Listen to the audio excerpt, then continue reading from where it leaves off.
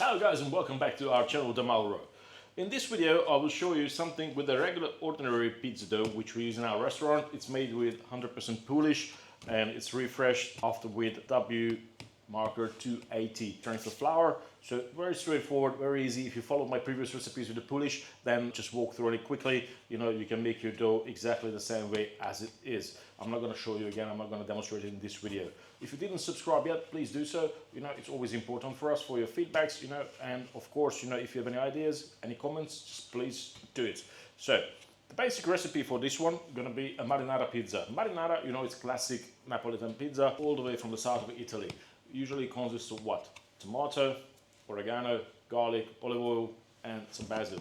Now, the garlic I already put inside my tomato, which I'm gonna put on the pizza. So I'm not gonna shave it on it. Otherwise, you know, usually I would use just a truffle peeler or just a shredder, and then I would just shave the garlic on it very easily, very thinly to the top of the pizza. The oregano, I'm very lucky because I got some from my friend Gerardo. He's a good friend of mine, a pizza chef in Napoli, and his family grows some oreganos outside of the mountains and in Napoli, and they harvested it earlier this autumn, actually last autumn because it's already 2025, so last autumn they harvested it and he got it for me specially. So beautiful flavors, you know, fantastic aroma. For the base, very simple, very straightforward, you know, it's less talk, more action, watch my hands, and I will comment it usually, you know, when I'm doing something, you know, which is weird or something which is unordinary. So I'm commenting because the stretching will be a little bit different, you know, we will be doing it on a way, not as a contemporary pizza, yet I would rather say like you would do classica. So flat surface, no high cornichon, you know, evenly spread dough, nice homogeneous size everywhere. Now, what we're gonna do is have the pizza dough in front of us and make sure that it's really, you know, homogeneous. Not necessarily even need it round, would more go to a square shape. We put the tomato in it, then the oregano,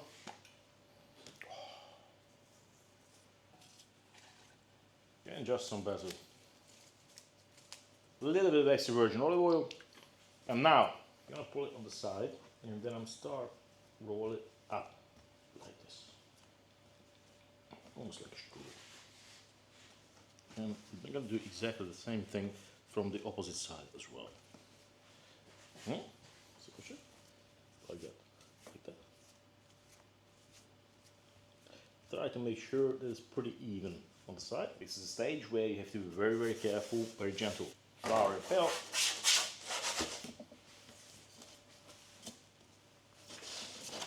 Going in.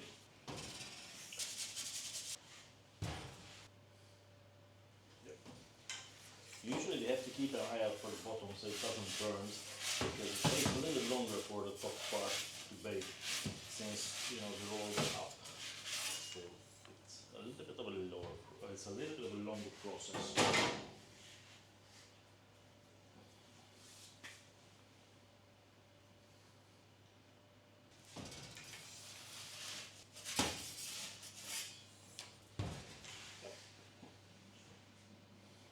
Almost there.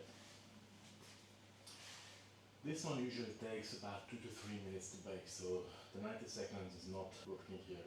You know, try to bake it slower to make sure that it's fully baked through, so there's no raw parts in the middle there.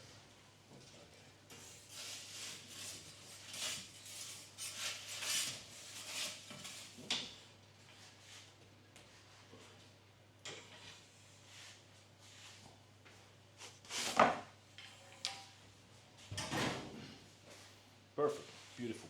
Look at that. Crispy, soft, crunchy. Exactly what we want. And now comes all the exciting part, because basically from now on it's really up to my imagination and up to my taste and likes, you know, what I'm gonna put on top. So I will start with some rocket salad.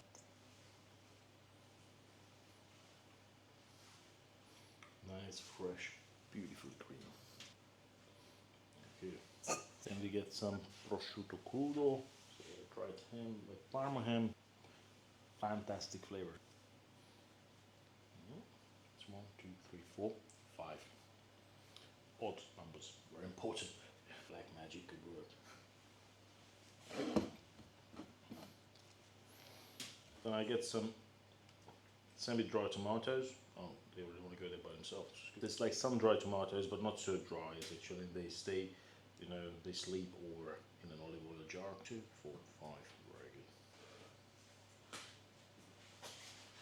good. A little bit of stracciatella for the flavor, nice and creamy.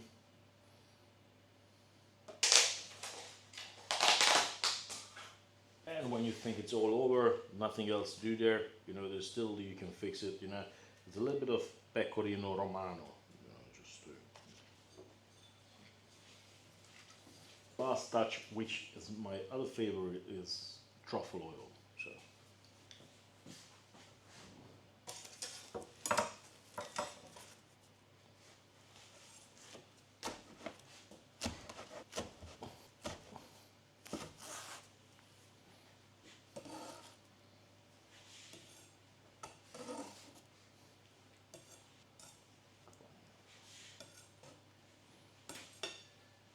So,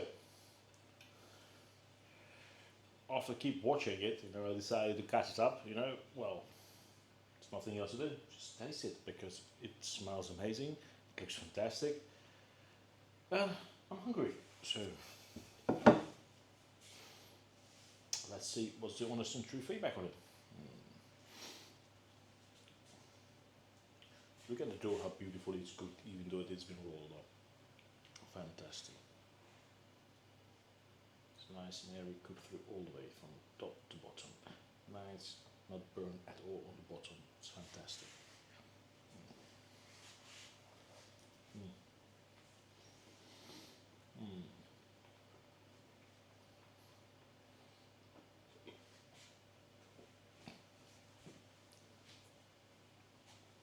Guys, nothing else to say. Only one more thing. Don't forget to subscribe. Until then, I'll see you next time. Ciao.